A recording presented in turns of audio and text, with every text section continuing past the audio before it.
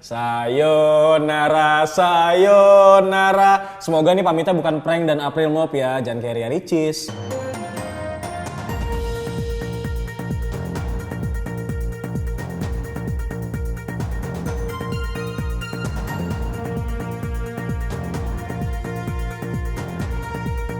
Selamat malam para pemirsa, ketemu lagi bareng saya Bewok, di mana kita akan memberitahukan kalian kabar seputar update terkait gadget dalam satu pekan belakangan ini di waktu Indonesia bagian gadget. Kabar pertama datang dari ByteDance yang merupakan induk perusahaan TikTok yang berhasil merebut bos dari Xiaomi, yaitu Xiao Ziqiu. Melalui akun Twitter pribadinya, Qiu mengumumkan secara langsung pengunduran dirinya dari Xiaomi. Dan ia pun mengatakan kalau posisinya di Xiaomi akan digantikan oleh William Lu yang merupakan veteran industri dengan pengalaman internasional bertahun-tahun. Ketika di Xiaomi, Qiu sendiri menjabat sebagai Chief Financial Officer sejak Agustus 2015 sampai April 2020. Selain itu, ia juga bertanggung jawab mengepalai bisnis internasional Xiaomi sejak November 2019 sampai awal tahun 2021. Di ByteDance, Qiu akan menjabat sebagai Chief Financial Officer atau kepala keuangan. Terpilihnya Qiu sendiri semakin menguatkan kalau perusahaan yang menaungi TikTok tersebut akan segera meluncur di bursa atau Initial Public Offering atau IPO. Saat ini, ByteDance masuk ke dalam perusahaan yang sedang naik daun. Hal tersebut salah satunya dikarenakan oleh TikTok. Bahkan pada awal tahun ini, mereka berhasil mendapatkan dana senilai 180 miliar US dollar. Coba Anda bayangkan, brother, 180 miliar US dollar ini bisa membeli gorengan tahu bulat berapa gerobak? Lu bayangin, cu. Bukan hanya berdampak pada Samsung, tapi kelangkaan chip juga turut berpengaruh kepada Xiaomi. Kelangkaan chipset semikonduktor saat ini memang begitu berpengaruh terhadap sejumlah industri, salah satunya industri smartphone. Sebelumnya, kelangkaan chipset ini juga sudah berpengaruh terhadap Samsung, di mana akibat masalah tersebut, brand smartphone asal Korea Selatan itu mengabarkan kalau pada tahun ini Samsung tidak akan merilis seri Galaxy Note karena kelangkaan chipset. Bukan hanya Samsung, ternyata Xiaomi pun ikut terkena imbas dari kelangkaan chipset tersebut. Bahkan Wang Xiang selaku presiden Xiaomi mengungkapkan, kondisi kelangkaan chipset kemungkinan bakal berujung pada kenaikan harga jual produk bagi konsumen. Kelangkaan chipset bisa terjadi dikarenakan permintaan yang sangat tinggi, sementara produksi pembuatan chipset justru berkurang akibat pandemi. Di tahun 2021 ini nampaknya banyak sekali yang langka, mulai dari chip, kemudian lowongan pekerjaan, sampai pasangan yang menerima kita apa adanya pun cukup langka, brother. Lu kenapa curhat di skrip lu, anjir? Setelah penampakannya telah bocor beberapa minggu yang lalu, akhirnya Xiaomi Mi 11 Ultra secara resmi rilis di China. Sebagai HP terbaik Xiaomi untuk saat ini, Mi 11 Ultra hadir dengan beberapa keunggulan yang dimiliki. Walaupun bagian depan layarnya tampak seperti Mi 11 lainnya, akan tetapi Mi 11 Ultra hadir dengan panel AMOLED seluas 6,81 inci, beresolusi Quad HD Plus yang sudah dilindungi dengan Corning Gorilla Glass Victus. Selain itu, hal baru yang muncul pada Mi 11 Ultra adalah hadirnya layar 1,1 inci berjenis AMOLED pada modul kamera belakang yang bisa menampilkan notifikasi bahkan digunakan untuk swap foto. Mi 11 Ultra juga merupakan HP Xiaomi pertama yang memiliki sertifikasi IP68, di mana artinya HP terbaru dari Xiaomi ini tahan akan percikan air dan juga debu. Pada otak utamanya sendiri, Xiaomi menyamakan chipset Snapdragon 888 yang dikolaborasikan bersama RAM 8 dan 12 GB. Di bagian kamera, Mi 11 Ultra dibekali 3 sensor kamera, 50 megapiksel kamera utama, 48 megapiksel ultra wide kamera, dan 48 megapiksel periskop kamera. Dan uniknya, untuk pertama kali pada sebuah smartphone, ketiga sensor pada Xiaomi Mi 11 Ultra bisa digunakan untuk merekam sampai resolusi 8K. Kemudian pada sektor baterai, Xiaomi Mi 11 Ultra membawa kapasitas mencapai 5000 mAh yang didukung bersama 67 watt fast charging. Dengan bantuan tersebut, Xiaomi Mi 11 Ultra diklaim mampu mengisi full daya hanya dalam waktu 36 menit saja. Dengan keunggulan tersebut, Xiaomi membandrolnya mulai dari 5.999 yuan atau berkisar 13,2 juta rupiah untuk varian 8 per 128 GB. Walaupun harganya lebih murah ketimbang kompetitornya, nampaknya ini bukan Xiaomi yang Bewok kenal kalau harganya di atas 10 juta. Para kaum mending serang Xiaomi! Canda kok, Alpin.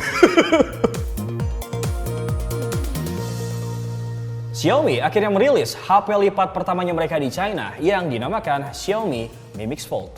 Berbeda dari seri Mi Mix Alpha yang memiliki layar nyaris membungkus sekujur tubuh HP, Mi Mix Fold hadir dengan desain yang umumnya ditemukan pada HP lipat lainnya, seperti Samsung Galaxy Fold, Samsung Galaxy Z Fold 2, dan Huawei Mate X2. Mi Mix Fold sendiri dibekali layar utama berpanel OLED seluas 8,01 inci yang diklaim Xiaomi mampu menahan lipatan sampai 200.000 kali, sedangkan untuk layar sekundernya sendiri berukuran 6,52 inci dengan refresh rate mencapai 90 Hz. Di bagian kamera, Xiaomi menyematkan 3 kamera belakang dengan masing-masing berkonfigurasi 108 MP untuk kamera utama, 13 MP ultra wide kamera, dan 8 MP telefoto kamera. Pada sektor dapur pacu, Mi Mix Fold dibekali dengan chipset Snapdragon 888 dengan kombinasi RAM storage 12/256GB dan 16/512GB.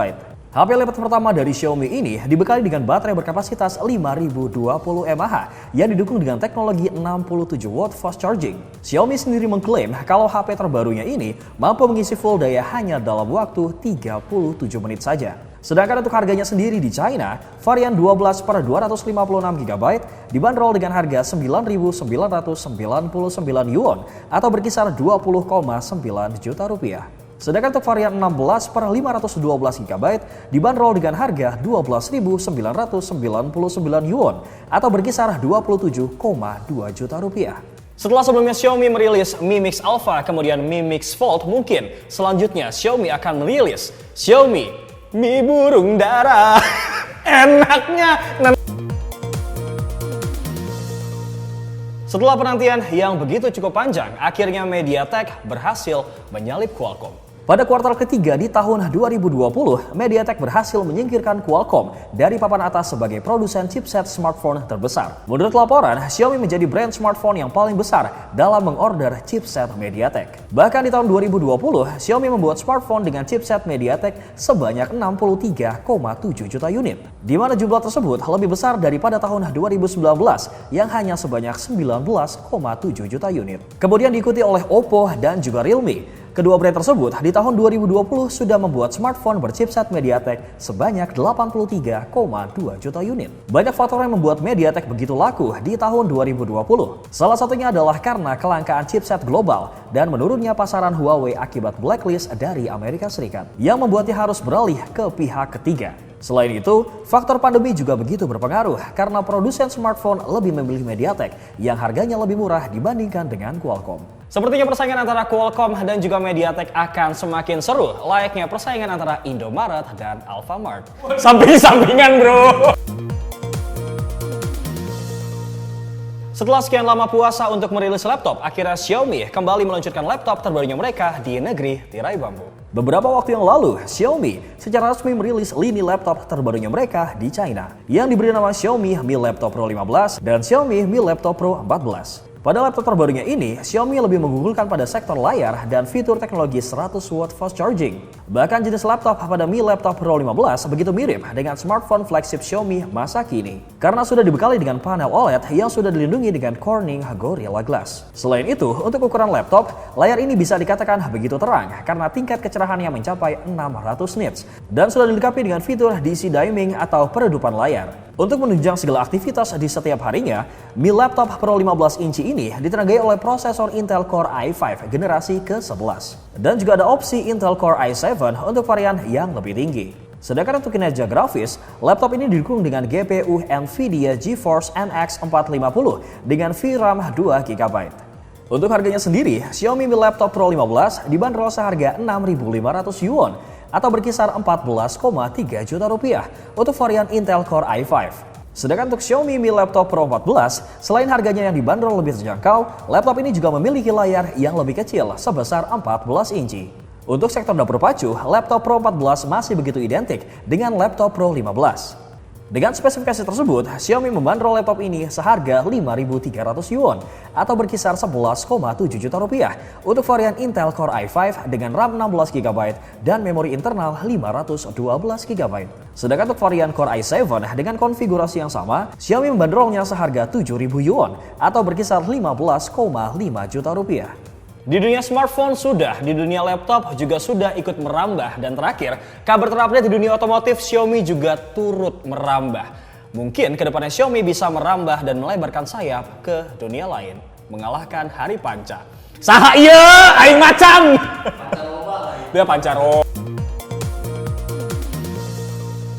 Melalui situs resminya, akhirnya LG Mobile telah mengumumkan bahwa mereka memberhentikan bisnis mobile mereka. Berdasarkan keterangan resminya, perusahaan asal Korea Selatan tersebut akan menutup lini bisnis smartphone-nya secara bertahap dan diharapkan akan rampung pada 31 Juli 2021 mendatang. Akan tetapi dengan penutupan ini, bukan berarti LG akan langsung melepas tanggung jawab mereka terhadap pengguna smartphone LG sebelumnya. Melainkan perusahaan tersebut akan tetap memberikan dukungan servis dan juga software update, terutama untuk smartphone yang saat ini sudah beredar di pasaran. LG pun masih tetap mengembangkan teknologi relate dengan mobile seperti 6G untuk memperkuat lini bisnis mereka. LG pun berencana akan fokus untuk menggarap sektor-sektor potensial lainnya seperti kendaraan listrik, elektronik, robot, dan kecerdasan buatan. Sayonara, sayonara. Semoga nih pamitnya bukan prank dan April Mop ya, jangan kayak Ria Ricis. Canda Ricis. Bukan dong. Canda Ria Ricis. Ntar balik lagi nih LG. Sebelum kita masuk ke kabar terupdate selanjutnya, alangkah baiknya kalau misalkan kalian tertinggal kabar terupdate dari minggu-minggu yang lalu, kalian bisa masuk ke channel YouTube Pricebook, kemudian masuk ke playlist Waktu Indonesia bagian gadget. Dalam waktu dekat ini, nampaknya Vivo akan merilis HP flagship terbarunya mereka melalui Vivo X60 series. Dalam acara eksklusif pre-launch event Vivo X60 series 5G, perusahaan tersebut memperkenalkan Vivo X60 dan juga Vivo X60 Pro. Sektor kamera menjadi andalan dari HP flagship terbaru Vivo tersebut. Hal ini bisa terlihat dari kamera Vivo X60 Pro, di mana kamera dari seri tertingginya tersebut sudah dibekali dengan kamera hasil kolaborasi dengan Zeiss, perusahaan sistem optik dan optoelektronik asal Jerman. Senior Brand Director Vivo Indonesia Edi Kusuma mengungkapkan, hal ini merupakan pertama kalinya HP Vivo di dunia yang bekerja sama dengan Zeiss. Bahkan HP Vivo terbarunya ini juga diklaim menjadi HP 5G tertipis yang akan hadir di Indonesia karena hanya memiliki ketebalan sebesar 7,3 mm saja. Dalam acara tersebut juga, Vivo telah membocorkan beberapa fitur yang akan dibawa oleh kedua HP flagship terbarunya tersebut. Pada sektor chipset, HP ini dikabarkan akan dibekali oleh chipset Snapdragon 870 5G yang dipasangkan dengan RAM sampai 12 GB. Adapun fitur menarik lainnya seperti Extended RAM, di mana fitur ini memungkinkan HP Vivo X60 series menambah kapasitas RAM menjadi 15 GB. Untuk sektor kamera, HP terbarunya ini akan dibekali dengan konfigurasi 3 kamera belakang, yang masing-masing beresolusi 48 MP untuk kamera utama, 13 MP telefoto kamera, dan 13 MP lensa makro. Untuk kamera depannya sendiri, HP ini akan dibekali dengan kamera selfie berkonfigurasi 32 MP. Kamera tersebut akan didukung dengan beberapa fitur canggih. Di antaranya ada Zeiss Biostar Portrait Style, Pixel Shift Ultra HD Imaging, HDR Super Night, Ultra Wide Night Mode, dan Gimbal Stabilization 2.0. Pada bagian baterai, Vivo X60 dibekali dengan baterai berkapasitas 4600 mAh. Sedangkan pada versi Pro-nya, Vivo membekalinya dengan baterai berkapasitas 4200 mAh. Dengan spesifikasi dan kecanggihan kamera nampaknya Vivo X60 series nampaknya cukup menawan hati. Buat kalian yang penasaran, bisa langsung aja lihat video review dan unboxingnya di channel YouTube Pricebook. Kapan bang? Nanti, tunggu. Belum boleh dulu nih.